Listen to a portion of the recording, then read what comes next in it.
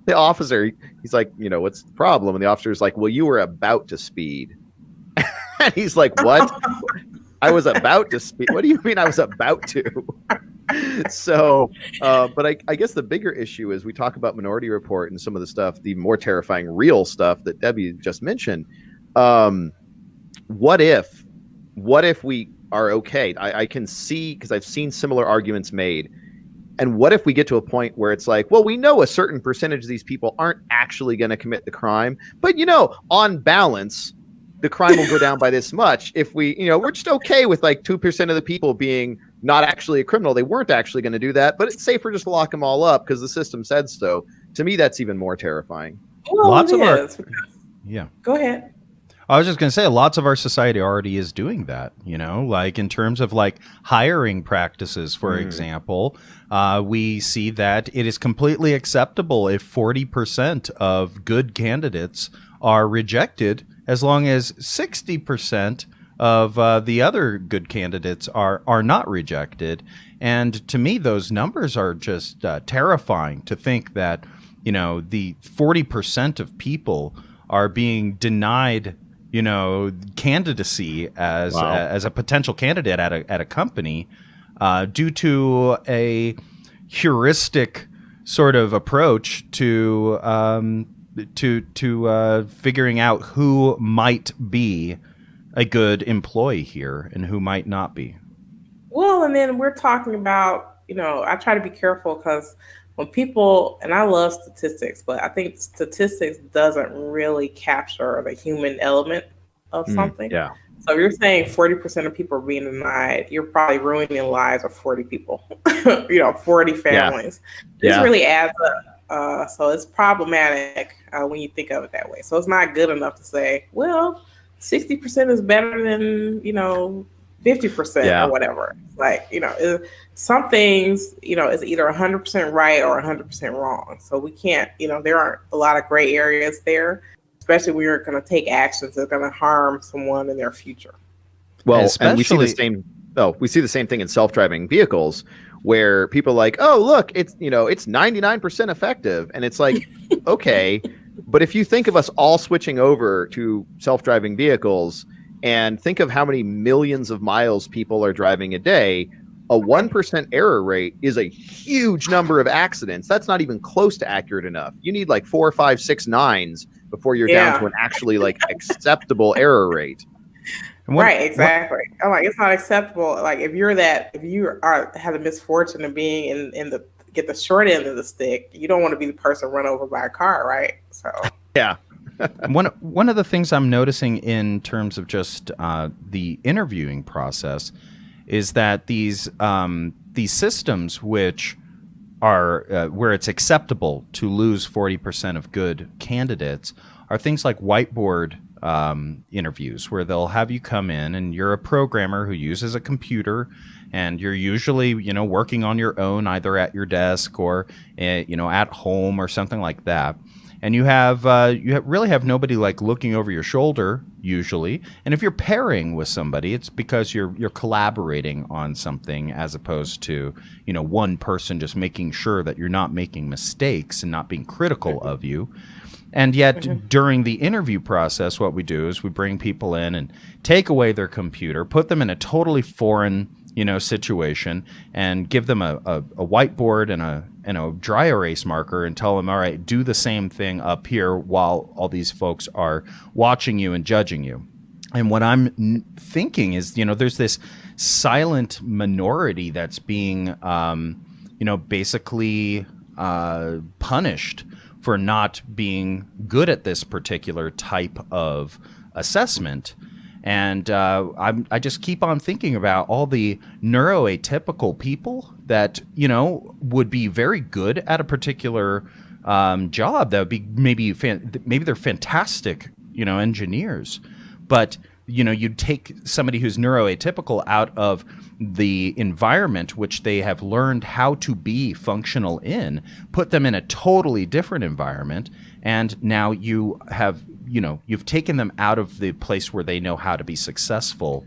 And the only reason why I'm bringing this up again is because this is a widespread interviewing tactic, strategy. Yeah. That's at many different large companies, and you see that there's this collateral damage of like all kinds of certain kinds of people who just they might be great at their job, but they're not able to pass this particular test.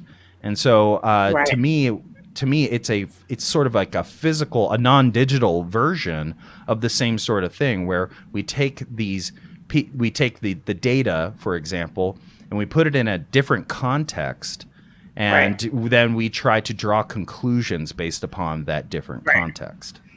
I love that you brought this up. So I had a friend that posted recently about exactly the same thing, where they're trying to have people do coding interviews or something. And it's like, not everybody codes well. People aren't just one skill. When you hire an employee, you want them to have multiple different types of skills. So having someone as a gatekeeper, stopping someone from getting a job or going ahead in the interview process, to me is problematic, especially if you're not the hiring manager. So I feel like the person who's doing the hiring should do those types of cuts before, HR shouldn't do it, or someone who doesn't know how to do that should do it. And, I think people are trying to get they're trying to find a way to eliminate people early in the process to kind of winnow down in a way, but you're losing a lot of really good candidates because you're not doing it in a more human way. So, and you'll see that more and more part of the hiring process is the cultural evaluation, and what I've noticed at every company, that I've seen this cultural evaluation put in there, is that, and not at every company, but the majority of companies, is that they don't have stringent standards on what culturally we are actually evaluating. And so what you end up with is you have people who are doing that, it's essentially a gladiator-esque thumbs up, thumbs down, at the end of these interviews, as to whether or not they like this person. And you end up with a homogenized culture that way, which might be good for some kinds of productivity. There are certainly certain types of cultural things that people might be looking for. So, for example, you might be looking for somebody who appears to be curious, something like that. That's a good quality to look for in somebody, perhaps for a creative sort of job. But a lot of the times, people are just evaluating others based upon their attitude, or like the attitude in that moment, or their overall impression of the person. And then what you find is that, we have lots and lots of studies done that show that we are subtly biased toward people who are unfamiliar to us. And so if we're unfamiliar with the culture that they come from, or the way that they dress, or the way that they talk, then we might be one of those people who, just, using the instructions we were given for being able to do these interviews, we might be like, nah. And that, to me, that seems bad, problematic. Terrible. I had done a favor to a friend. I had done like a panel interview. I was the person interviewing people. So it was a panel of 3 experts, and we had people come in. We had them do like a writing sample. We interviewed them in person, and we had to ask them all the same questions, and it was recorded and all this sort of type of stuff. And this one guy came in, he was from Africa. First of all, his writing sample was better than the Americans. So his English was better than all the American people. But he came in and talked with the accent, and one of the ladies said, I don't think he's a good fit because of his accent. I can't really understand him. If you listen, for 2 seconds, he speaks very clearly. He just speaks with accent. So I wonder how many people get rejected. Just, he's not like her. So maybe that, unfortunately, I think some people in the hiring situation, they want people that are like them in some way. where I was really excited because he was not like other people, and he was actually better than other candidates. And that's sad because the company I work at now, I was interviewed by a person from Africa, and I get to work on his team now. And he is one of the most brilliant people I have ever met in engineering. He is, and the way I love his accent, by the way, I just think it's completely endearing. He's teaching me, words from his language, like ekabo and things like that. And I'm getting to learn, about a culture that I had never learned of before. And then on my birthday, he made me traditional West African food, drove it over to my house, and that was the only birthday present I got this year. I'm telling you, I am so happy to be working with this person, and it breaks my heart to think that anybody out there would judge him based upon just his accent. That would be throwing out the baby with the bathwater, absolutely. And we're smarter together, right? So if I tell people, if I gave 10 people a camera and told them to take a picture of the same thing, the pictures will all be different because we all have different perspectives. So being able to sort of put those things together, you have a more, maybe a 3 or 4 dimensional view of something that you just didn't have before, because we're not all the same. Yeah, I totally agree. I mean, that's where it's so ironic to me. We say all this, we love disruption and we love thinking outside the box, and we say all these things in business, but then you look at the actual reality of how we hire and how we make these decisions, and we like innovation in quotes.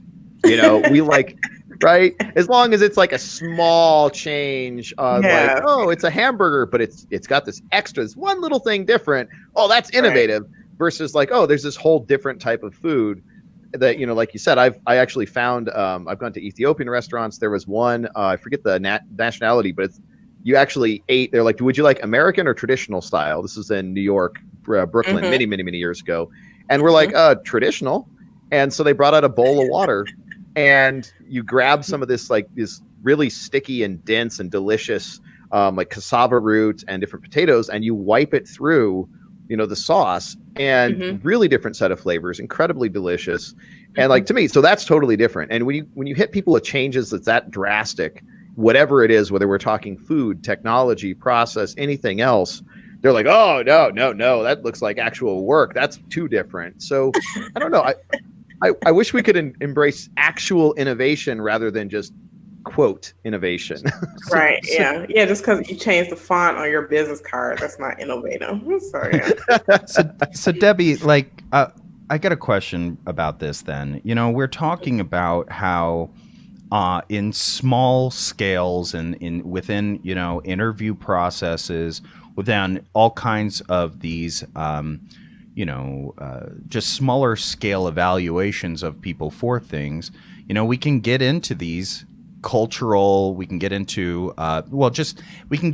bias of all different kinds, whether it's cultural, whether it's how somebody talks, how somebody dresses, whatever it is.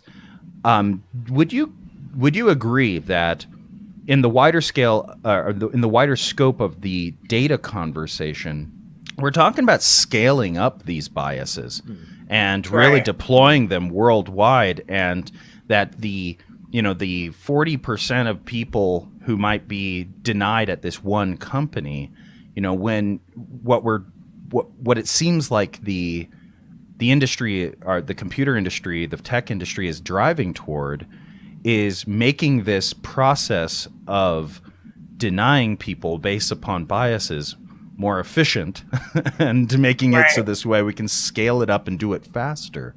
Is there any, first, do you agree with that assessment? And second, do you think that we're getting worse at this, or do you think that there's some light at the end of this tunnel? I wish I could say that there was light at the end of the tunnel. Obviously, there are smart people that are thinking about these things and working on them, but I think we need to have more consensus that a problem exists in the first place. So an example of this would be facial recognition technology, where this is a multi-billion-dollar business, and even though they're doing things like moratoriums for certain police agencies on using these technologies, a lot of private companies and other places around the world, they love this technology. So they're selling it as if it's accurate, and some of these, some of the studies say, especially on people of color, could be 40 times less accurate than someone who's a lighter skinned person. So that obviously concerns me, right? As a person of color, that is, first of all, being sold as if it were accurate, and people not caring that it's not accurate. So let's say you have a 40% error rate. Does that mean 40 people go to jail? You know what I mean? So we have to sort of be able to, first of all, acknowledge that there is a problem and that we need more diverse people in the conversation so that we're getting a better result. The problem too with facial recognition, because it isn't regulated. So the example is, let's say you go on Google. So you go on Google, you do a search, and it pops up, like it says, like, you got 1 million results, right? In 5 seconds or something like that. So if you actually went through all those million results aren't accurate, right? They're not what you're looking for. Maybe the first page or two is what you're looking for. The problem with this, if you use the same, and for Google would not be a successful search engine if you searched and nothing came up, right?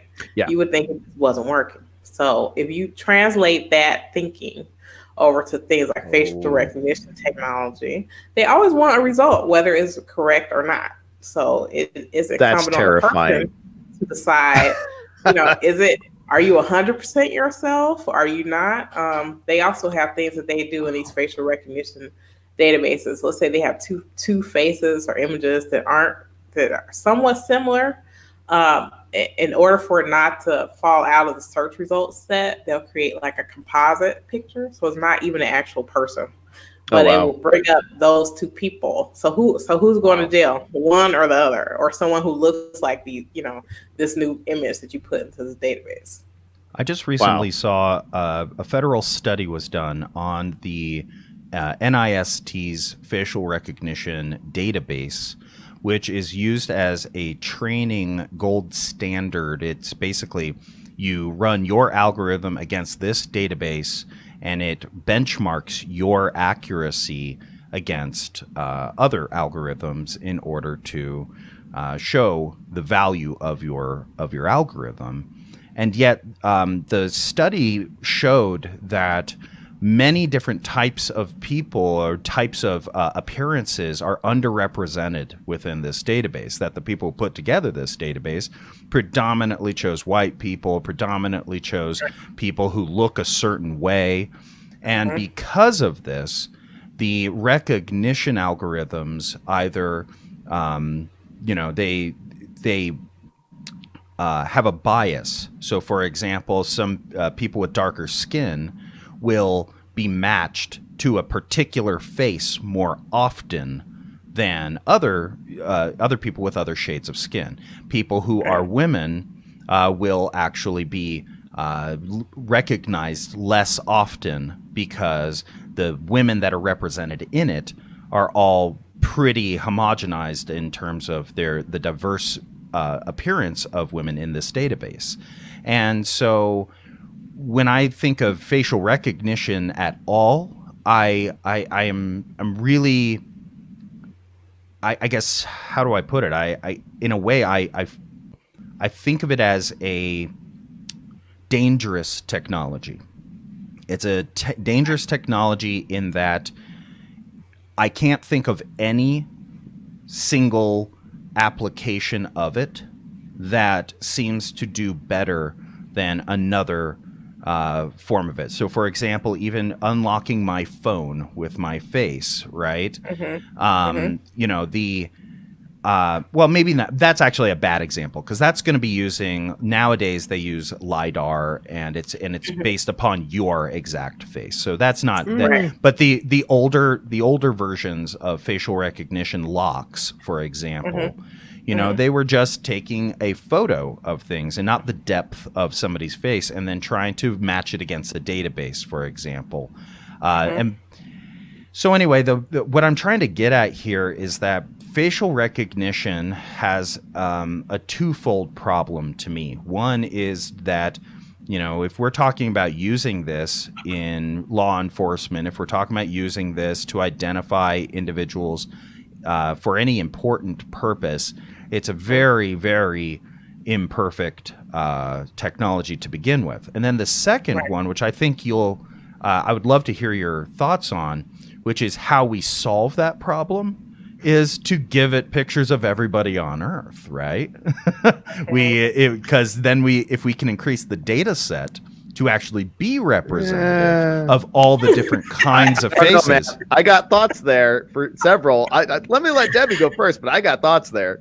Well, the point is that I've when I was trying to figure, I was this all started because there was an NPR discussion about it, and I was they brought on some folks who they were saying that what they want to see a more diverse set of people represented in this NIST database. So this way, the technology going forward would be able to match with less bias.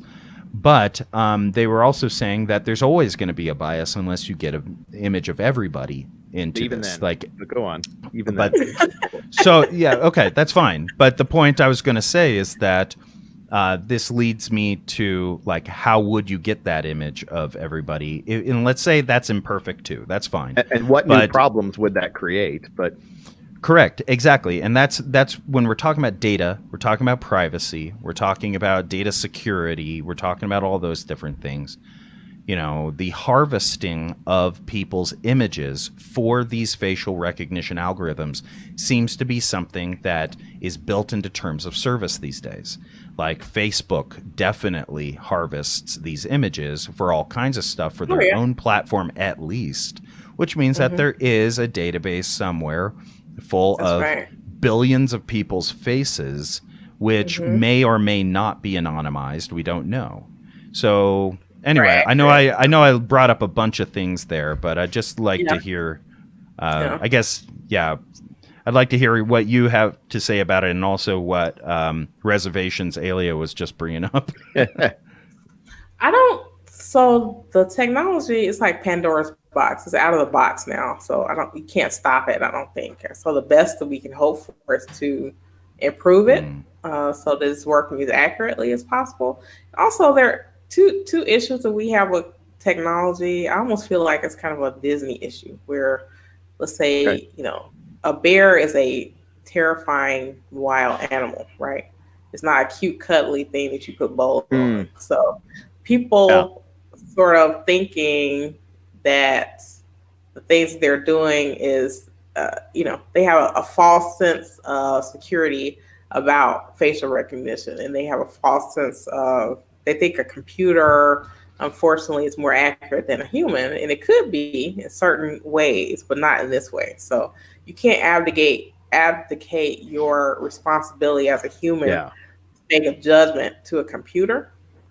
Also, a lot of things that computers collect or technology collects are out of context. It's no context. So just the example I gave about the guy who walked past the house and got arrested or whatever. There was no context there. They had to find a context.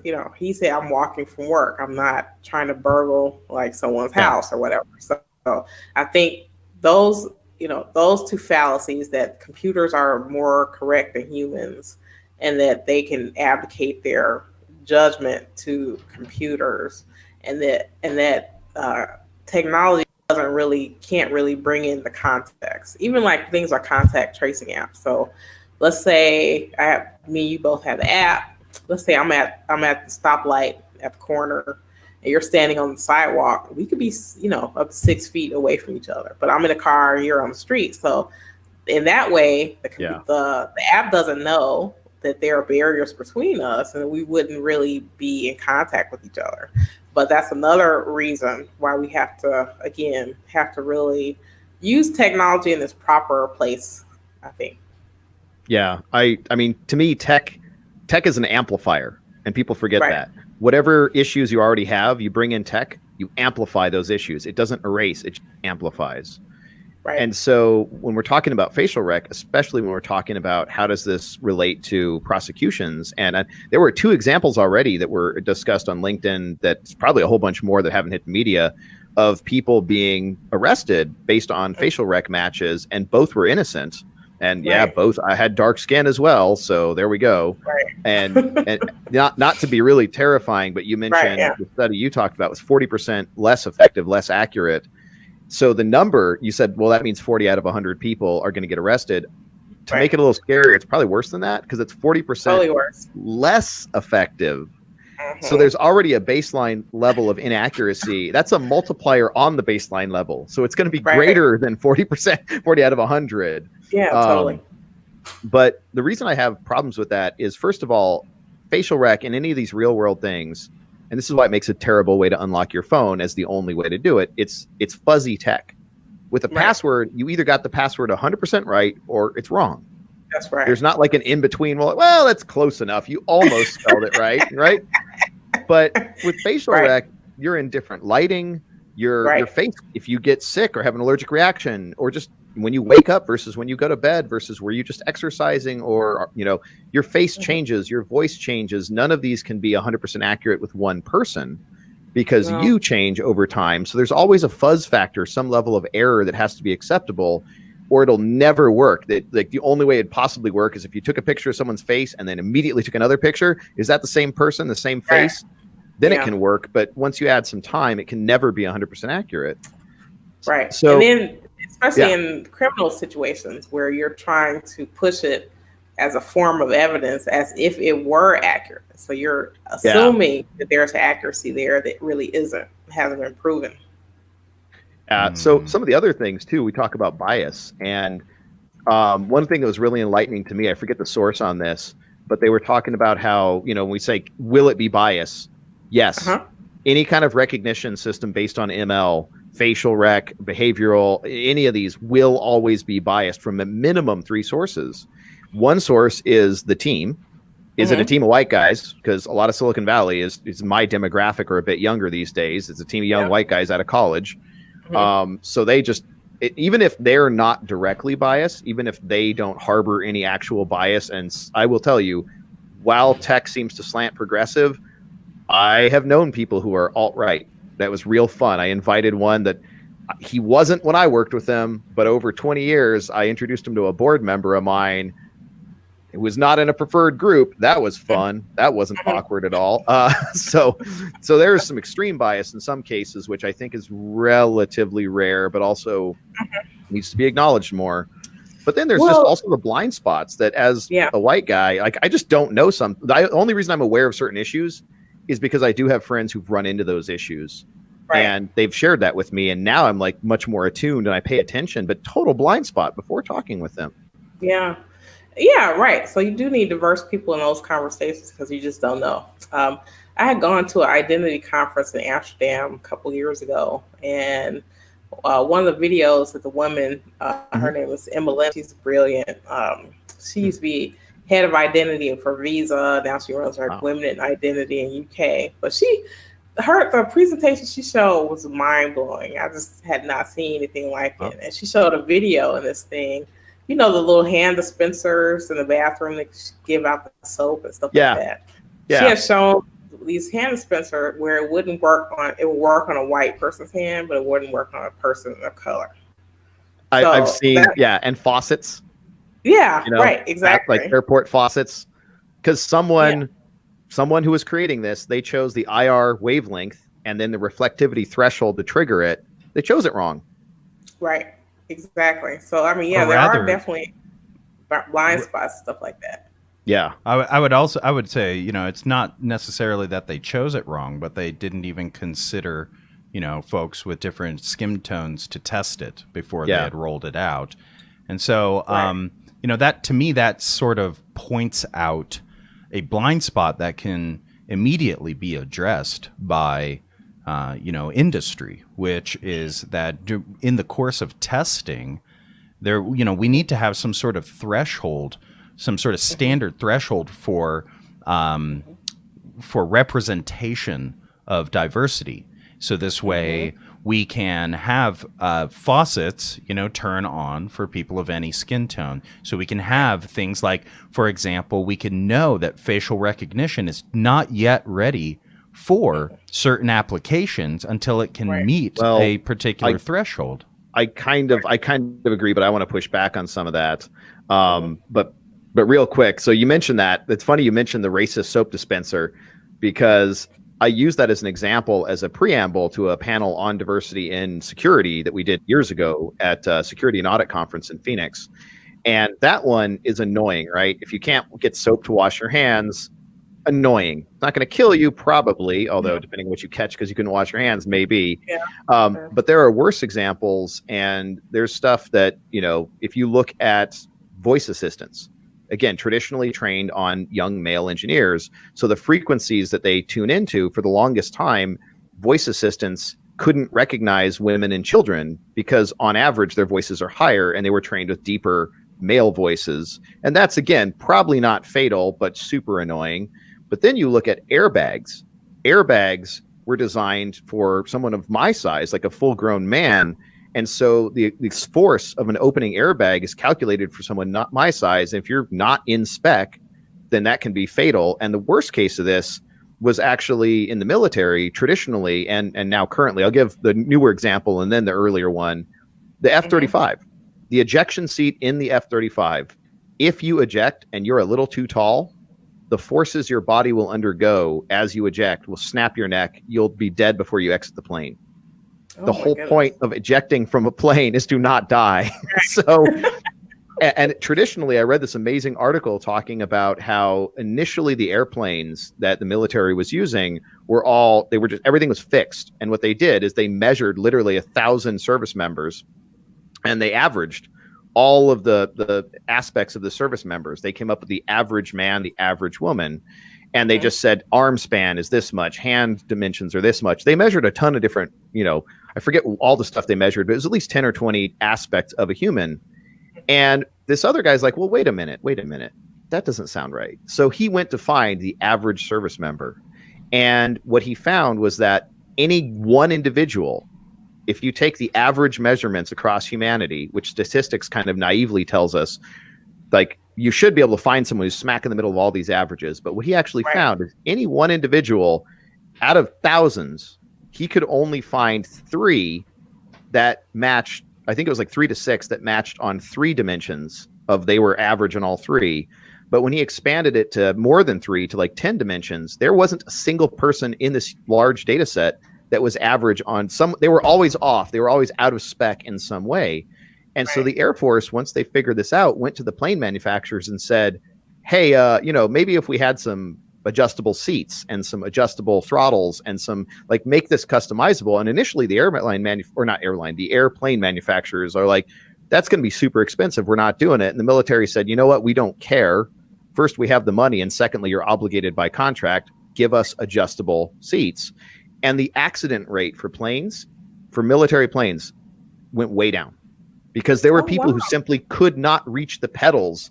And when you're pulling a maneuver in a military jet and pulling 5 Gs, the fact that it's just a little too far, it's kind of annoying that you can't quite reach it, becomes you cannot possibly control the plane because your foot weighs 5 times what it normally does, and you cannot physically operate the pedal. And so the accidents went way down after they figured that out. And it strikes me, we're still looking at this as we're solving problems for the average person, and there is no such thing. And then actually I'll add another example, and this has to do with facial recognition technology being used in like medical care. So a lot of times there are applications to use it to catch things like skin cancer. But some of these things, they're not calibrated for people of color. So you can take this test as a person of color and it says you don't have this cancer because it's not calibrated for you. It doesn't mean that you don't have it. It just cannot capture it in that way. So this is a problem that has to be solved. I feel like people need to get really serious about this. At first, not deny that this exists. Bias does exist, period. But how can we get around it and make things better for people and not worse? Yeah. And the last thing I want to finish the thought is when we go to try to make it better, which we definitely need to do, we need to be aware of the traps that we're going to fall into, because I already see that happening in the industry. So like I said, one, is your team explicitly biased or at least implicitly biased because you don't have enough diversity on the team? And then two, is your data set biased, which we talked about? And, you know, a lot of these data sets are not well collected.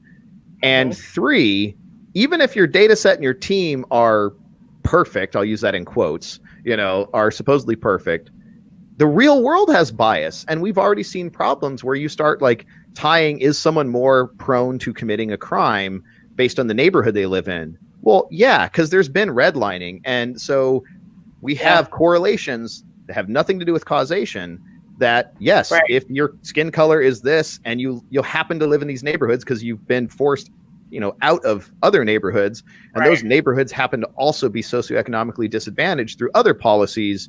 So yes, it correlates strongly, and that has nothing to do with the person.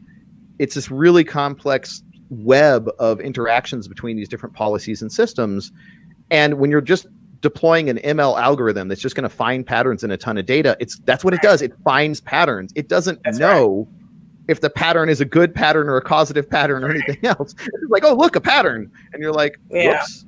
Now it's just keeping the bias in place. And now we've systematized the bias in the most explicit way possible. Absolutely. Like there are people driving like a Buick now that are paying more car insurance than someone who lives in a different zip code that drives a Porsche. Yeah. And that's, I don't know, this idea that we can throw computers at it and make it better. Like I said, tech amplifies. So Kathy O'Neill was saying that, you know, we live in the Model T world of, she drew an analogy to the current algorithms we're using in data to being like the Model T. It didn't have a seat belt. It didn't have any safety features. And when we're talking about safety in terms of algorithmic safety, we're talking about things which prevent unjust conclusions. We're talking about things that that understand the biases that are involved in the crunching of this data. You know, she was saying the statistics are just facts. That's just a fact. We've gathered this data, and that's a fact. However, when we put these statistics through these algorithms and we get these conclusions, especially through machine learning algorithms with deep learning and things like that, where we can't explain how they came to the conclusions that they did, she's warning us against taking actions based upon those conclusions, because that's like driving a Model T car on a modern highway. It's because there's no safety belts. There's no safety involved in knowing whether or not this conclusion is going to adversely impact different people in the world, sometimes in some really terrible ways. So, Debbie, what do you think about the idea of algorithmic safety, and what can we do about that?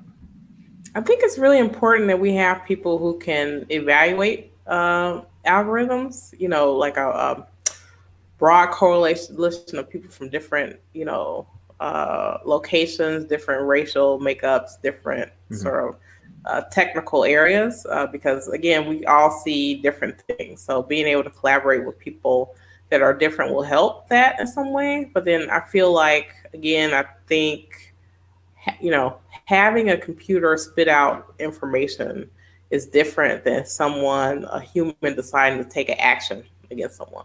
So those two things need to be separate, I think. It shouldn't, you know, the computer should not decide that, or you should not advocate your judgment to a computer. And a human should, you know, even in the case where those guys got arrested because they said they looked like someone or whatever, like, at some point, the officer say, you know, this actually isn't the same person that's in this picture. And the judge actually said it, but I mean, the guy literally got arrested anyway. So, I mean, the problem is that you have to separate what the computer says and have someone in the middle to be able to help that judgment. But obviously, you know, being able to stop that at an algorithm level, I think will be helpful. But we need more visibility, and we need more people to be able to audit those algorithms and also be listened to when they say, hey, this is a problem we need to actually take a look at. 'Cause some people feel like if it's not a problem for me personally, then it's not a problem. And that's not the way it is. I think technology now, unfortunately, I think it's creating like a digital caste system, as if we don't need more problems in the world. But it is definitely creating a caste system where people who will be upwardly mobile will be the ones who can access technology and be able to get insights that they can actually take actions on in a positive way, hopefully. Now, that actually reminds me of something, and I definitely want to pick your brain on this. So part of that digital caste system, right now, the internet, sadly, is driven by advertising manipulation. That's the main product we sell.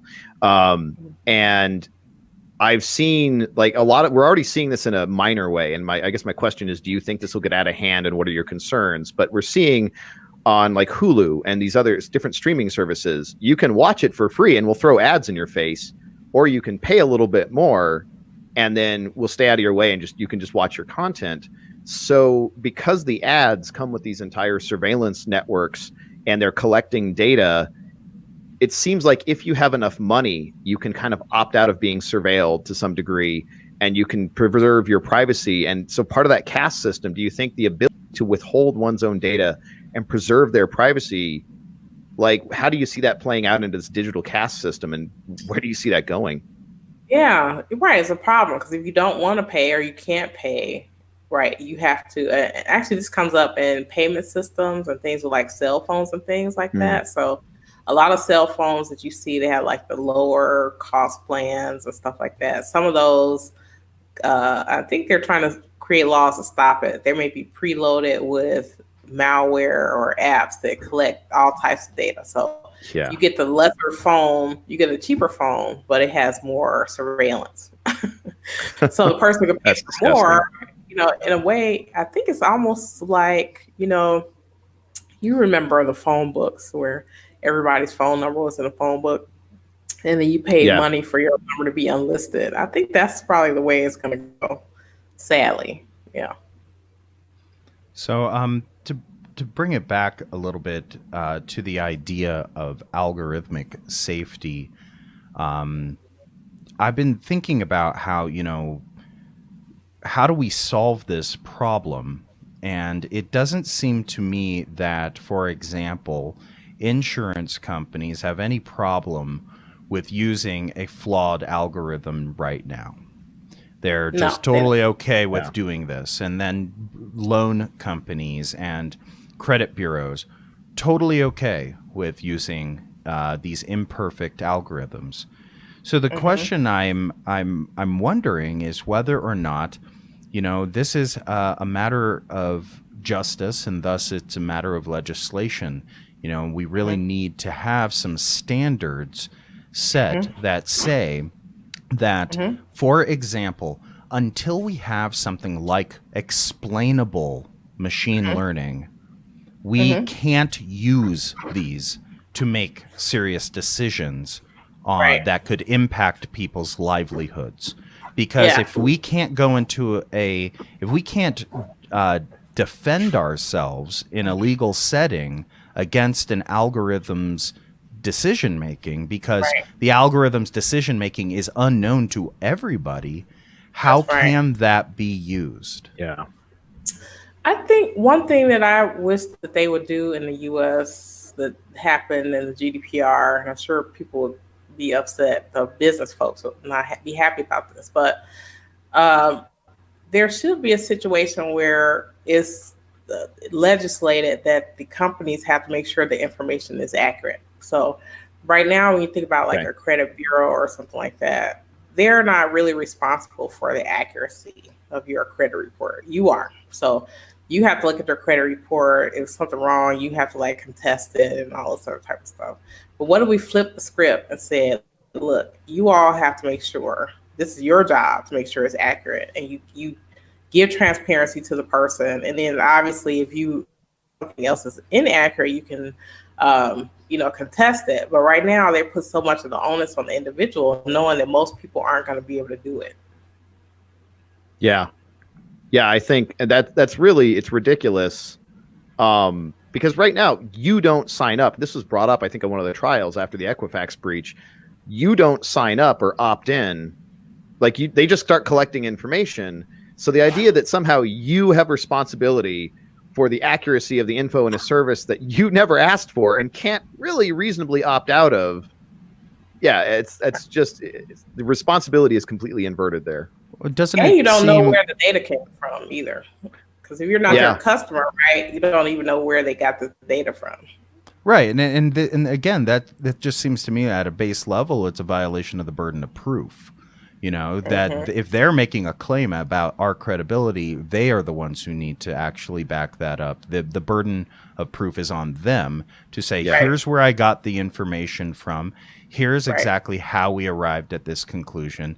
And yet, you know, because they're competing, you know, there's TransUnion and there's, you know, Experian, Equifax, and Equifax. Yeah, and because they're competing with each other to have a better method for determining people's credibility, then they're these are trade secrets that are protected, and they don't have to show them to anybody. And the only way I can think of to combat something like that, because certainly people have been asking nicely for 100 years to please, you know, let us know more about this, is to legislate and force them to do it, you know. And I hate saying that because, you know, it's awful that we have to go to that extent of asking the government to come in there with their ham-fisted, you know, methods of solving problems and ask them to go in there and force a company to do something. Force them to do the right thing. Exactly to what I wanted to ask for the next question, because we have a bit of time left, but I really want to pick Debbie's brain on this. Given that, giving everything we've talked about, if you had a magical, you know, you get to make whatever law, whatever set of laws, given everything we've talked about, what would you love to see, like best case scenario? And let's ignore for the fact that laws can be, you know, can kind of go off in the wrong direction, be misinterpreted, etc. What would you love to see? Like, what's Debbie's personal wish for legislation or just change regarding these issues? Like, if you could just have it, just don't worry about the practicalities right now. Just what would it look like?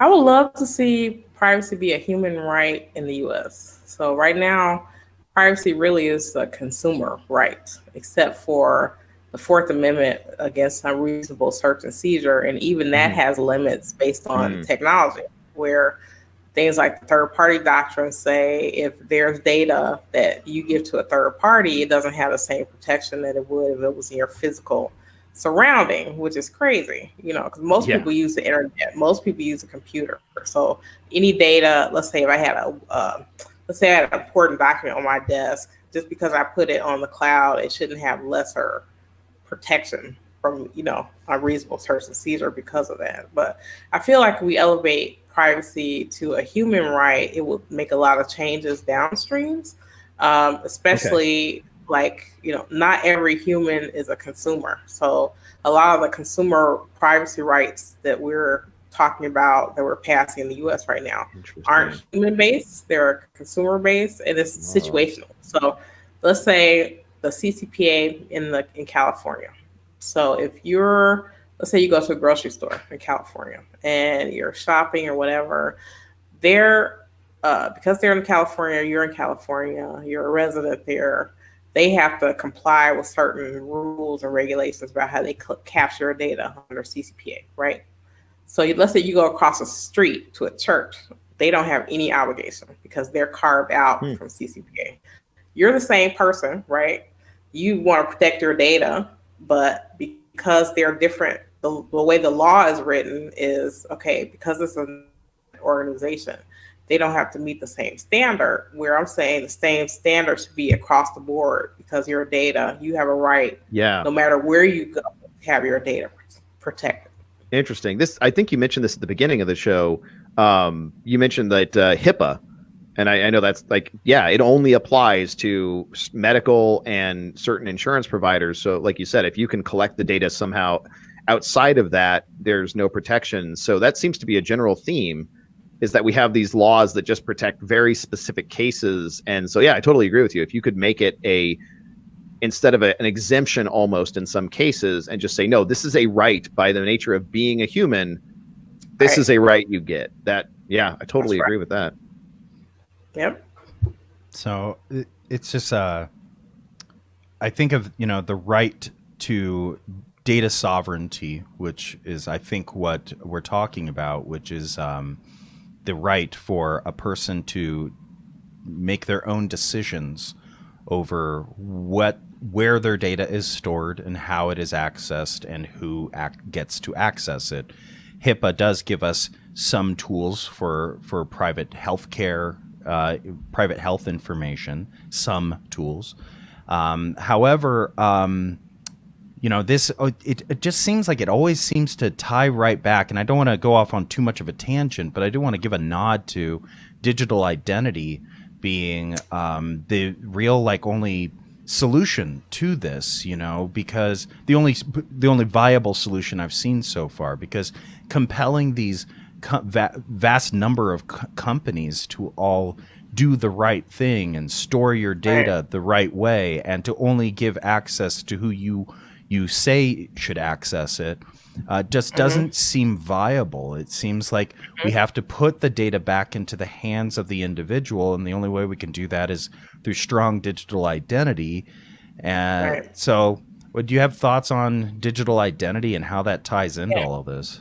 I actually love the identity folks. So I work a lot with the digital identity people in different countries. And I'm fascinated by what they're doing, because I agree what they're doing is so important right now.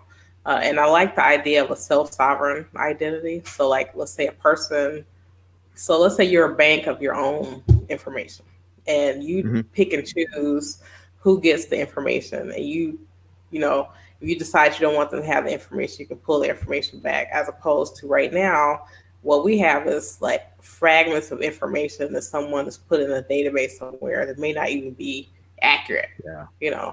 Let's say you like peanut butter, and that's the only thing they have. Maybe because that's the only information they have, they'll assume, your favorite food is peanut butter. It's no, it's not, So, I mean, being able to have something where you can control the accuracy of your information and control who has access to it when, I think that's the way it has to go, because right now there's an alliance called FIDO, which is Fast ID Online. And they did a statistic that said that most people have an average of 90 logins and passwords. This is not sustainable. I don't think that seems low to me, but I have literally thousands. But yeah, I'm not most people. I'm saying that's not the fact that if every little service that we need, we have to give our information to these 90 different people, as opposed to them coming to us and saying, hey, you want the service, give us over this information, where they're doing the work, we're just getting the service, as opposed to us trying to do all the work. Yeah, I have many thoughts on that. One, it's a terrible user experience, because now you have to create all these logins. If you actually had an identity protocol that was open, that any program could use the protocol, and just here's how you give cryptographic proof of identity, you would never have to log in. You just log into your local device, and then you just go to stuff. And you could use much stronger security. No more passwords, using direct cryptographic keys of high strength. But then secondarily, the other problem with not having a protocol, what we've done, and this is really horrific, is even the best programmers, as we talked about on the previous show with Alan Woods, make mistakes. No matter how good you are, the best of the best make quite a few mistakes. And so what we've done by forcing every site to basically build its own authentication and authorization pipeline, and the authorization to some extent will always be the site has to do that, but authentication is really hard to get right and really easy to get wrong. And by making every site start from scratch essentially and rebuild the same thing, just average means, by nature, half the people are below average, half the companies are below average. So you're not going to have the best programmers working on the identity problem. Most sites are probably going to have a pretty awful implementation of authentication. And we've seen lesser these days, but we've seen a ton of breaches where they get the password file and it's raw, just plain text. And you're like, that's so far, like that should be criminal negligence. It's so far from best practices. Right. And if we could just make that a protocol and just let the smartest people work on it, let us all come together as a global community, say, this is the minimum level of security, and we figured out how to do this, and here's how everyone's going to do this. And now you just build the actual part of the site you care about, and we've taken care in a very secure, open, and public way of how we do that. I think, too, this goes back to education, too. So basically, you're pumping out people in schools who've only been taught to do it only one way. So that's what they do. So they go into and they, get the ACL or whatever. Yeah. And, access control list. They just, pump out these, pass. They do you're fancy. ACLs, those aren't even that common yet. People are doing much more, much weaker stuff. You're too well read, Debbie. I wish that was the state of the industry. I think the education has happened on a consumer level, and also the people who are building these systems. We have to get more sophisticated because our enemies are getting more sophisticated. Oh, yeah. So, I mean, doesn't this seem like yet another place where legislation's going to have to be used? Because, for example, I mean, Elio, correct me if I'm wrong, but there's got to be an identity protocol, defined at this point. It's just that it's not implemented. There is not. All the technology's there. We've had the technology at least since That's the 80s. What I'm saying. The technology is there. The technology's there. The problem is there. So a protocol is, a standardized way of doing a certain thing. And so if you look at I think right now, the most popular protocols, the most widely used, TCP/IP, so Transmission Control Protocol, also /UDP, User Datagram Protocol for other stuff like this, like sending video and sound, and TCP is for web pages and stream-based stuff that's not as performance sensitive. And those sit on top of Internet Protocol, of course, which the entire Internet uses to connect all the computers. And then Hypertext Transfer Protocol, that little HTTP that moves web pages and now pretty much everything else, because it's the one protocol that got popular enough where every firewall understands it. So those are all the basic building blocks. But what we've seen is instead of adding functionality to the web with protocols, like in the early days, you had News Protocol, Usenet, NNTP, News Transfer Protocol. You had Finger, which is kind of weirdly named, but Finger was like a directory protocol. You could look up people on machines. There were all these different protocols based on what you wanted to do. And we've kind of shoved everything into the browser, everything into the web and into HTTP. And that has, HTTP was designed to solve a certain problem. Like the web was designed to solve, sharing static documents like you're checking them out of a library, basically. And when we try to make every problem work within that protocol and paradigm, we run into the limitations of it. And we see everyone doing building a new app. And instead of making new protocols, we have all these services that are in the cloud that a protocol, anyone can implement it. And so if there's one implementation that's not great, someone else can make a good implementation. And if you have different needs, you can make a browser that renders a web page non-visually. And you could use that if you don't have, if you're vision impaired, or if you're just busy and you want to consume textual information in the car, you're like, hey, look this up and read this to me while I'm driving so it's not distracting. But by not making it an open protocol, we have all these services that are really difficult to link together that get an opportunity to collect all your data because there's only the one Facebook, the one Twitter. It's all one big silo of information. So I think that's something, actually, that leads me into a question I had for you, Debbie, that I really want to pick your brain on. There's plenty of work out there on how do we decentralize, re-decentralize, because it started decentralized with protocols, and then it turned into this highly centralized thing that it is today, where everything's just a monolithic service that one company owns. And as we do look at some of the research from different groups under the Decentralized Web Summit and some of these other efforts, all these researchers coming together and saying, we want to have a true identity protocol. We want to have data sharing where you have complete control over your data. are you up on the research, and if so, like what are your concerns, and then what are your hopes for some of these new decentralized protocol-based approaches to replace what we have today, which has gotten out of hand? Well, two things. One, I think the internet needs to be redone. So we're sort of trying to build on something that's very old and it could probably be built better. Maybe we need to do that for sure. I don't know. I guess for centralized and decentralized, all things in technology that I've dealt with in my life has sort of gone. It's like the pendulum that swings back and forth. So we go think about mainframes. Yeah. We were centralized, and then Yeah. personal computers, and we were decentralized. Now we're on the internet. Now we're centralized. We're in the cloud. So Yeah. I think it's always going to go back and forth, and maybe I don't think one is exactly better than the other. I think they have their place, but I think we need to be flexible in the way that we use them and know that they're different. They have their own pros and cons and things like that. So for me, I don't know. I don't think just this is like the open source proprietary software argument as well. Where I think they could both be good in some ways, and so they have their pluses and minuses. I think depending on what you're using it for, it just depends. I think. Okay. I hate to be the pessimist in this conversation, but I'm going to bring up my what I think the challenges are, and in this topic, and give my opinion that I'm currently unconvinced that they're overcomable in my lifetime.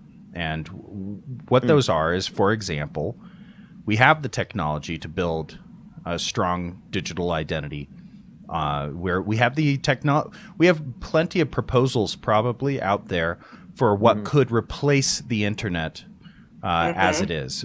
How do we replace IP as a protocol? However, I don't think that Facebook, Google, Twitter, the powers that be, I don't believe that they have a strong incentive to allow this to happen. And I believe that they will spend their last dollar trying to prevent this from happening, because the way things currently are for them are good. They're very good, Right. Centralizing our data, owning it, selling it back to us with ads is good business. And it's made them a lot of money and made them very, very powerful. The government is notoriously non-technical. They hire a couple of nerds and don't give them any authority to do anything, and so for me, the way I see, I can only imagine that legislation is the only way that we would force all these companies to adopt a different protocol other than IP. And so, and if that's the case, that legislation would be the only way to do that, it goes to reason that we aren't even in the era where government would be willing to bring that to the floor and actually debate it and actually try to push that through the House and up into the executive branch, where it would be actually signed off on, because there is so much resistance from bought and paid for, Congress people and even executive branch people, that to me it just seems like a Sisyphusian task, where we're going to push that rock up the hill and it's just going to come rolling back over and over. Even with the Congress looking at things with big tech and stuff like that, it's like you're trying to cut a rock with a knife, in my opinion. So it's like you really need people to understand technology to actually articulate the harm and not get so stuck on one particular technology or another. I think you want to be able to understand the technology, and I think some of that may be, they think, I'm a smart person, I'm a politician, I'm a lawyer, whatever, and I have an iPhone, so I sort of think I understand technology, but without having people technologists in the mix Yeah. in there. I mean, the legislation that they pass will be toothless because, Yeah. even, you can call up these tech people and put them on Capitol Hill as much as you want, but they're doing things that you don't understand. And even, you're trying to pinpoint on one thing, they're moving to the next thing. Yeah. So Yeah. The legal gap where, the law should be slow and considered, and tech will always be able to operate prior to the law being passed in this unregulated area where stuff that's going to be super illegal in the future makes a lot of money right now. But I will amend what you said, Debbie. I agree with you. You need people, if you're legislating a thing like tech, you obviously need experts in the room. Where I will caution others, and I don't think you're saying this at all, but I want to make sure this is in this conversation. Do not just let the tech people decide. Tech people have a very, narrow view of some things, and tech solutionism of seeing a problem. Oh, we'll just fix that with this protocol. We'll just fix that. Like, if you let the tech people alone do it, you're going to end up with a very different. I think that's a lot of the problems we're seeing today with divisiveness and where social media has gotten is because the tech people were allowed to, oh, look, they're really smart. They'll figure it out. Let's just let them do whatever they want and disrupt everything. And now we're like, whoa, wait, whoops. We shouldn't have done that. We should have had some adults in the room too. I think that it has to be, unfortunately, people benefit from silos. Companies benefit from silos. As you can see on social media. But silos don't help in these types of matters. So you need sort of a multidisciplinary approach, and you need to have different people with different skill sets in the room. I guess go totally back to agree. the thing. If a tree falls in the forest, you weren't there, did you hear it? It's like, well, yeah, the tree fall. Okay. So you definitely need people, just because of the absence of people who are technology savvy, weren't involved in some of these other types of legislation, means that some of the stuff that they had, or, way back when, really doesn't answer the call of what is needed right now. So an example of that I gave was like the third party doctrine, where it doesn't make sense that a document I have on my desk has less protection than if I took the same document and put it in the cloud. That makes no sense.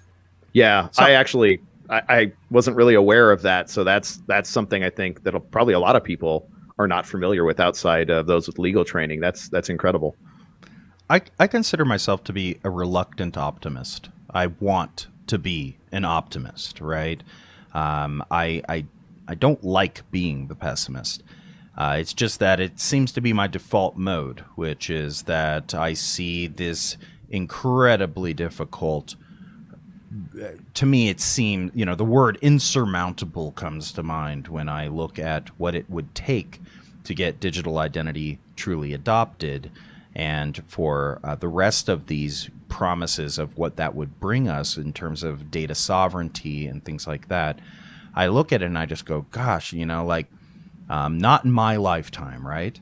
But as the reluctant optimist, I'm also wondering, is there anything we could talk to now that would help someone like me to maybe say, okay, well, maybe not in my lifetime, but maybe there's something I can do in my lifetime that would set the groundwork for the next person in the next lifetime, for them to actually, the next generation of people, to keep on pushing this rock up the hill and not let it roll back down, to turn this from a Sisyphean, task into just a very difficult and task that will require multiple people to take turns pushing the rock up the hill until we finally get it up there.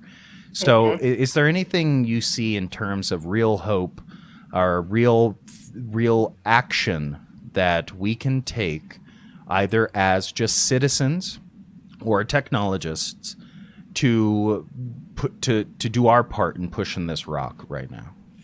I think part of pushing this rock right now from a citizen and technologist perspective is making sure that you and people around you understand the technologies that they're using and understanding the potential harms there. So it was interesting to me, the people that just went up in uproar about the WhatsApp thing. So that proves the point that people do care about their privacy, right?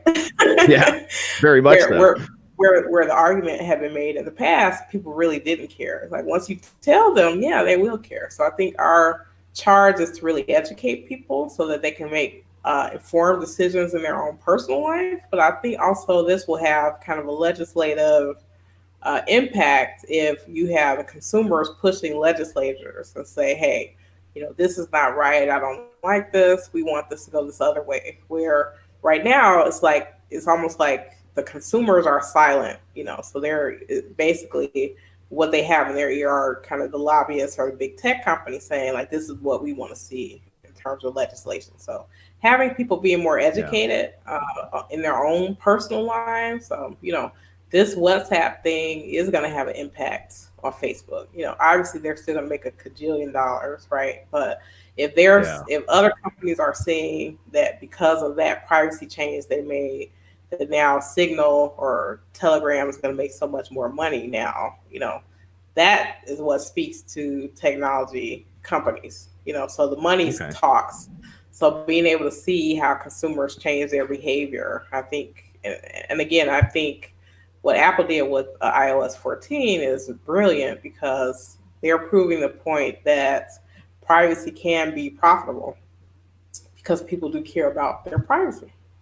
I appreciate you saying that because that gives me some rational optimism for this. Because if we do continue educating folks, in whatever ways we can through any medium, like you coming on the show, hopefully we can get this out to some people, writing articles, having one-on-one conversations with each other, eventually you're going to have the next generation of people who grow up and become politicians educated in these issues.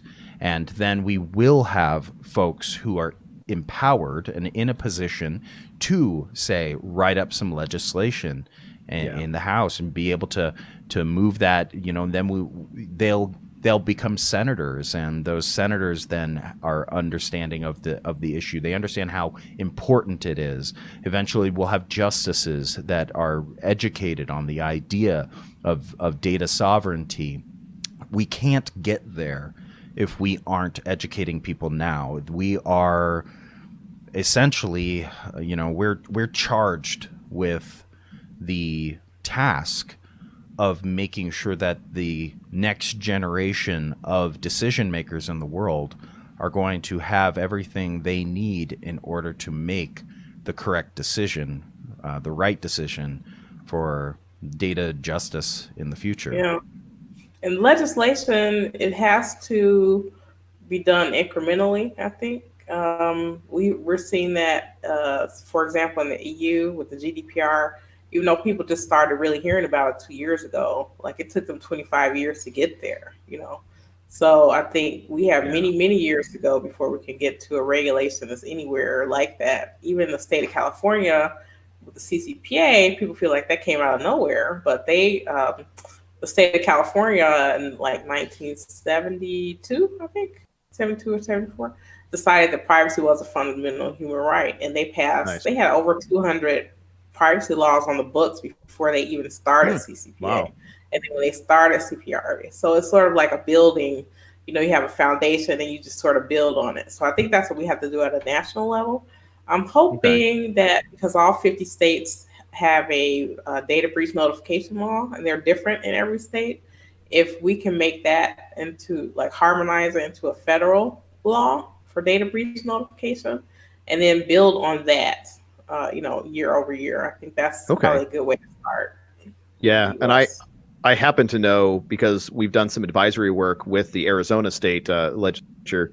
I happen to have met a guy pushing privacy legislation. It's a hard fight, but he's still trying to push some legislation. I'm not going to name the representative. But we are one of 3 states, according to him. And you said California has a lot, so I'm guessing California's in there too. But there are only 3 states out of 50 that explicitly have a right to privacy in the state constitution, where it uses the word privacy and it guarantees it as a right of the citizens of the state. So we got a ways to go, but it sounds like the plan you laid out is the way to get there. I think so. I think, so many people, because these problems have crept up for so many years, people, they sort of want to, go to the end. So they want to be a GDPR or whatever. It just Yeah. doesn't happen overnight. So got to start somewhere. Yeah. So if we go ahead. Oh, no. Finish your thought. I would like to continue on this streak of optimism, but I do want to let you finish your thought. Let's see. Well, let's see if we're on the same page here. Since we're running close to the 2-hour mark, I wanted to the final thing I had to say to Debbie was, as someone like I'm a big fan of everything you put out. And so you're talking about how important it is to educate the public and get these issues out there. And you're obviously someone who lives what they preach, because you have a whole bunch of stuff. You're showing up on a ton of shows. Like, you're doing an enormous amount of getting this out there, Debbie. So thank you so much for that. And I would say, besides following your channel and all the stuff you're putting out, which is voluminous, and I think everyone should definitely take a look, at least momentarily, if not on a permanent basis. What are some of the other fights that you're fighting, and what are ways that people can actually kind of get engaged and help you fight that fight? Help us all, fix this together. Good question. I would say, LinkedIn is an excellent resource. You can follow me, follow other people. I'm always in conversations with other people around the world about privacy and stuff. I have a podcast where I talk with people all over the world that are looking at different issues. I would say if there's something privacy related that interests you, definitely sort of follow it on the news. Put a Google alert out there for that particular issue, just so that you can be educated about it. But I feel like charity kind of starts at home too. So, be educating your family. Talk to your parents about two-factor authentication. I know it's very painful to do that, but being able to talk with people who are in your circle about privacy and elevating those conversations, I think just every little bit helps. You'd be shocked. Just to be able to maybe have a conversation with someone in your family or some of your friends, to maybe stop them from doing something maybe harmful to them on social media, or the way they're handling, get your people a password manager maybe this year or something like that. All those things count, because you don't want, people to get breached. You don't want people to lose their money. You don't want them to, you lose their freedom or different things like that. But yeah, I put out a lot of content I do it for consumers and I do it for businesses. So mostly my advisory is for businesses and showing them how to do business and make privacy an advantage in their business. But I think that it cuts both ways. So it's something that businesses can use, and it's something that consumers need to keep an eye out for as well. To add to that, I just after we recorded the episode about strong digital identity, I had a conversation with my dad about it, and my dad is, he's okay with tech. He's not a programmer, but he's an electrician. He understands tech pretty well, and so I spoke to him about the idea of strong digital identity and the idea of an identity protocol with him, and I tried to boil it down, because he's a very involved libertarian, and he loves the idea of individual liberties, and so I framed the conversation around how this is a solution that provides people with more freedom over their how their information is used. And that conversation went very well, and he's very excited to hear our third episode all about strong digital identity and how we can get that implemented, which I think we actually covered a lot of what we were going to talk about right here. And it's not impossible to talk to folks out there who might not be as technical as we are, if we can boil down what this tech would do for them in terms that's relatable to things that are already important to them. So I'm going to continue having these conversations with the folks that that are in my life, while keeping in mind who that audience is. Who is it that I'm talking to? What is important to them in their life? Because these topics of data, of privacy, of security, they they touch every facet of our lives. It's just a matter of finding how does it impact the thing that is important to the person that I'm talking to. Correct. Right, exactly. So I think these conversations, I always tell people, I was a philosophy major in college, so I can definitely do the ivory tower, leather patches on tweed jacket discussions about privacy and stuff like that. But I choose not to do that because it has to resonate with everyone. So I can talk that way if I wanted to, but I think that it has to, anyone and everyone who's touched by technology really needs to be educated about what their rights are and the things that they need to do to be safe.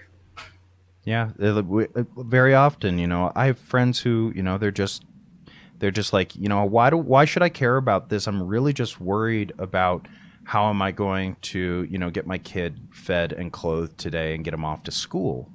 But if you can talk to them about what's important to them, which is their kid, and say, well, your kid is going to grow up in a world where, that they're going to be tracked by advertisers throughout their life, and they're going to be emotionally manipulated into making poor financial choices, and that these poor financial choices are going to give them less quality of life than you would want for them. You can bring it to a level where it's important to them again, and suddenly they're like, well, actually, I do want to hear a little bit more about this. Or you don't want your bank account to be wiped out because you responded to a phishing attack or something like that. So exactly. Bringing it down to things that can harm them personally, or not putting a lingerie pic up on your Facebook and you're looking for a job, stuff like that. Unless the job is lingerie model, but exactly. Right. So, Debbie, we have about 15 minutes left for the scheduled time. I'd love to ask you what kinds of tech, tech or whatever. What is exciting in the world of Debbie Reynolds? What are you looking at and going, oh, that's cool. Oh man, I really want to share this with friends. What kind of links are you sharing with friends right now? I'm always on the lookout for new. I really love emerging technology, so I like to work with companies that are working on emerging technologies and things like that. So that's why I'm very heavily invested in my work in the identity space. So people creating applications or ways to be able to capture certain things about people to make sure that they are who they say that they are, whether that be like retina scanning or biometrics for thumbprints and stuff like that. I'm also working, which is fascinating, on a privacy protocol for virtual reality, augmented reality. So things like, I don't know if you've seen this, but a lot of big tech companies are still really heavily investing in like virtual reality and augmented reality, especially as 5G comes on board.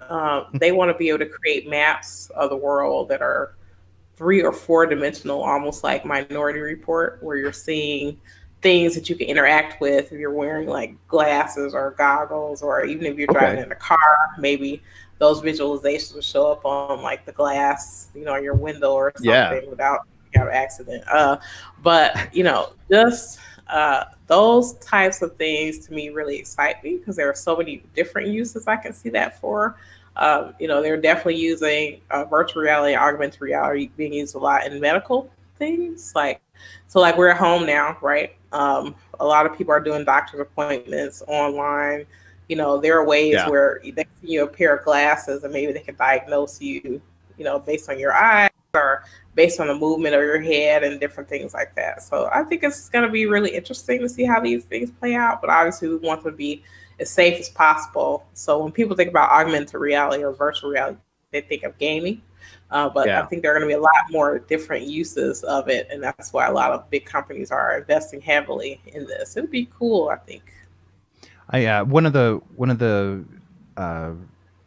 facets of augmented reality that I think is under discussed is augmenting smell, and there's been a lot of research around dogs that can smell particular conditions on people. And so there's a big push for devices we can attach to our smartphones that would be able to sort of smell us or smell other people in our family, and then tip us off for things that we should be discussing with our doctors. So there's definitely a lot of really cool emerging technology going on. There's a biometric no one's used that is, what do you smell like? Do you smell like you should be at this computer? Yeah, right. Like you're not the same person. Well, there's a biometric. There are two biometrics I don't know if you guys have heard about that are being developed. One is gait recognition. Yes. So being able to recognize someone by the way that they walk. Actually, I use a lot because if I'm looking for someone in a crowd, if I look at their legs, I can tell who it is. You know, oh, there they are. You know. Yeah. And then another one is sending sound waves through someone's hand. Apparently, people's hands have like a certain sound that's very different.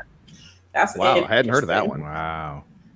It's fascinating. That's super cool. I have heard of some questionable ones. They, as this has long been predicted, there was a team that made a toilet, and they used computer vision. They had several cameras in the toilet, most of them pointing down, and they would use computer vision to look at, basically do medical analysis. You go to the doctor, you get a stool and urine samples and stuff. So what if, for people that have conditions that need more monitoring, instead of going to the doctor every week, what if the toilet, since it's basically collecting samples every time you sit down, what if it just automatically monitored that as much as it could, which is really cool, right? But as long as it's not connected to the internet. Of course it is. Sitting it back. So they decided, how are you going to tell who's sitting on the toilet? And that's true. I would have done something with like technology weight or something, but they decided to point one camera up and do facial recognition for not your face. Oh my goodness! I really want just Alia, if you could find one of the engineers on that project and bring them on this show. I have a lot of questions about that. Yeah, I'm not sure that one would have gotten out of the idea stage. Yeah, and I'm just like, no. There's so many other ways. So there is a kick. Go ahead. Sorry. I was just going to say there's a Kickstarter for a cat box that actually analyzes your cat's droppings and can tell you whether or not there's something that you should be bringing up to your vet. So, there is some value in this kind of stuff. It's the dirtier side of tech, Yeah. Well, I like I like drones, for like delivering packages, like Amazon. I was totally down for that, and they have been fighting for 7 or 8 years with the FAA to get a license for that. But because of COVID, they actually got the license because now they need people need to be doing personless deliveries for certain things, which I think is cool.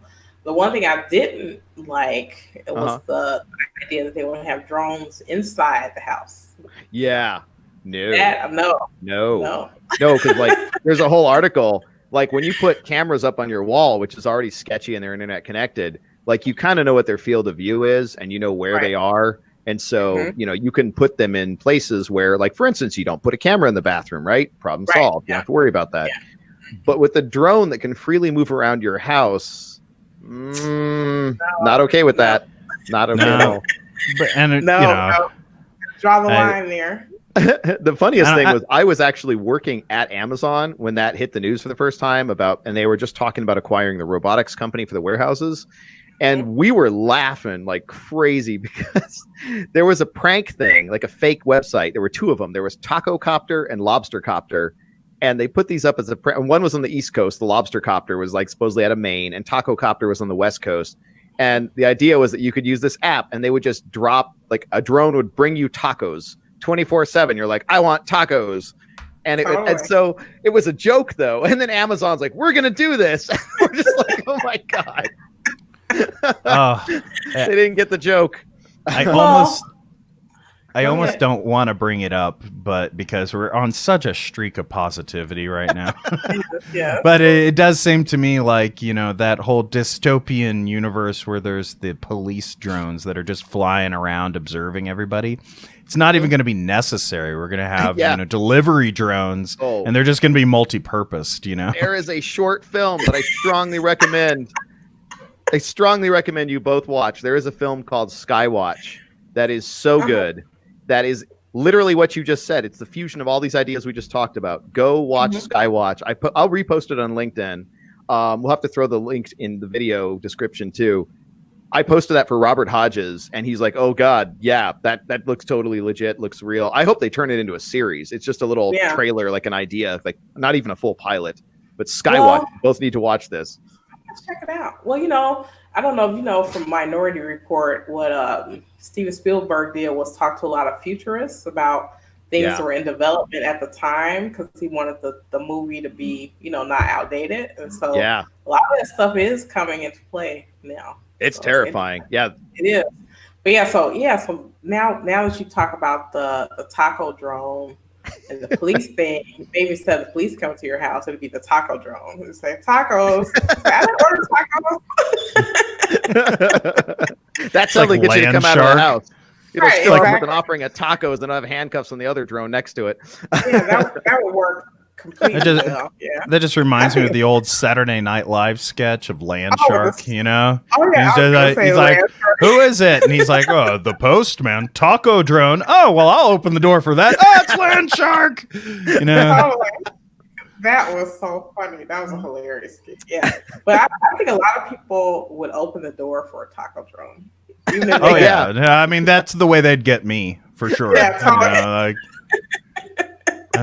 they'd be like, taco drone. I'd be like, I don't know. Burritos also drone. Yeah, I'm definitely opening this. Yeah. You're looking through the people. You see the arrest drone. You're like, I don't care. It's tacos and burritos. I don't care. I'm opening the door anyway.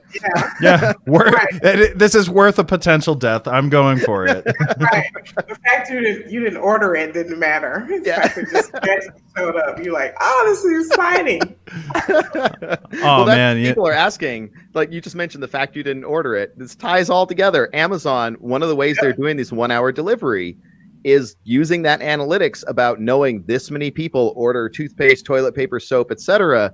They just put extra on the truck. So when you order, sometimes that truck's already been on the road for like 3 hours, 4 hours, and it just has enough extra that they're like, you know what? Done. Yeah, we'll just add that to your order. It's already on the truck. So I'm telling you, this is the next big viral, like Vine, small form comedy video. Somebody out there, you can do this. Somebody coming along being like, "Police, open up," and they're like, "No," and they're like, "Tacos, open up," and they're like, "Well, yes, well, So true. They would give me that every time. So we're looking at a future where people are they're going to use machine learning algorithms to listen to this episode, and in the future they're going to be like, "Listen, we found a way to get anybody to do anything." Yeah, that's right. That's right. I don't know. I want to see more movies about technology and more books about technology. You all saw The Social Dilemma, right? I have to reluctantly admit I've met some of the people involved, and I have not watched the movie yet. I really need to. I've been a huge fan of Tristan Harris's writings for quite a while. But what were you saying? You should watch it. I know some of my friends who they're more. I don't know.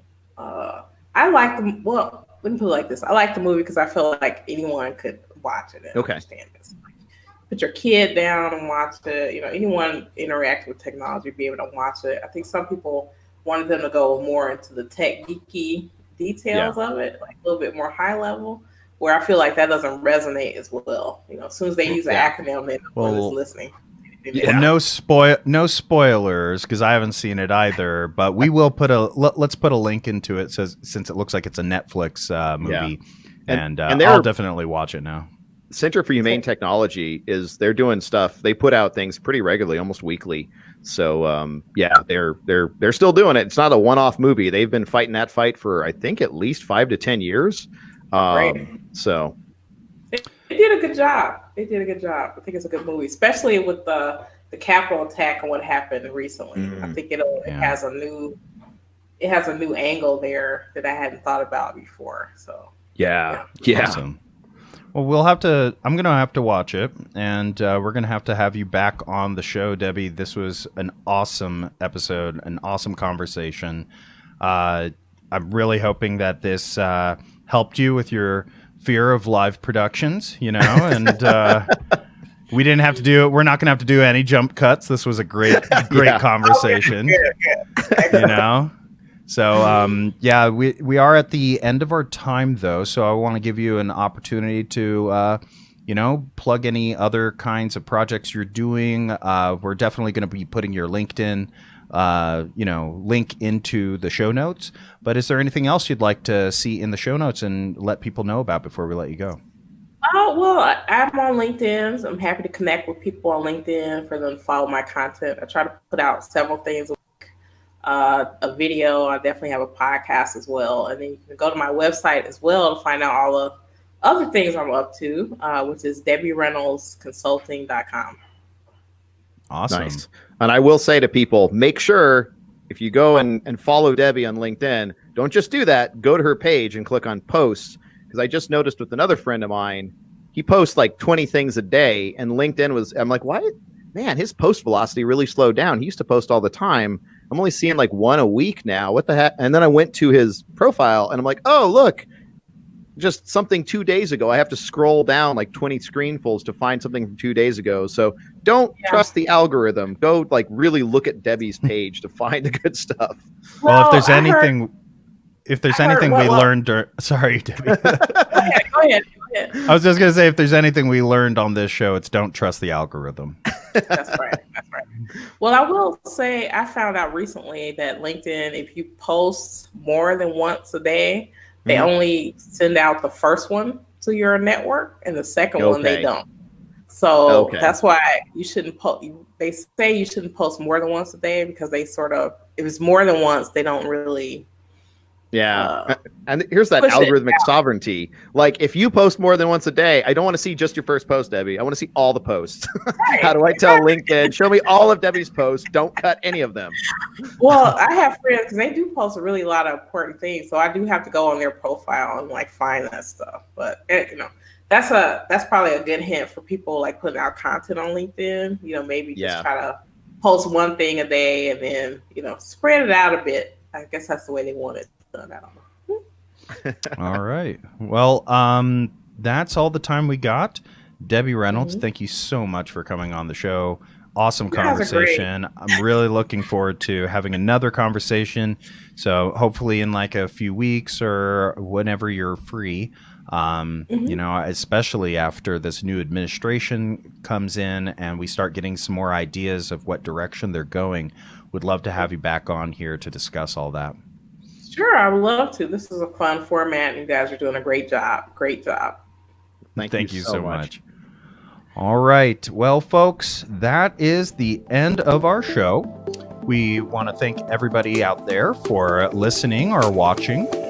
Please do hit the subscribe button. I hate to say it, but I'm going to start integrating that into our sign off because, I've noticed a lot of folks, messaging me and being like, hey, we like the show.